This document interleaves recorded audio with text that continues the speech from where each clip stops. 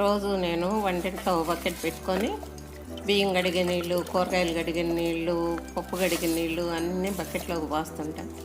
వాటితో పాటు పళ్ళాలు గిన్నెల్లో ఉన్న ఎంగిలి నీళ్ళు కూడా దాంట్లోనే పోసేస్తాయి. ఎందుకంటే మనకి కిచెన్ వేస్ట్ ఎంత మంచిదో ఆ పళ్ళాలు వాటిల్లో వంట చేసిన పాత్రల్లో నీళ్ళు కూడా అంతే బలాన్ని ఇస్తాయి. అందుకని అన్నీ కలిపి ఒక బకెట్లో పోసి ఉంచి ఇవాళవి రేపు ఎల్లుండి అట్లా 2 బకెట్లు పెట్టుకుని ఒకరోజు రేపు పోసిన ఎల్లుండి అట్లా పోసుకుంటూ ఉంటాను. అవి చాలా బలాన్ని ఇస్తాయి మొక్కలకి.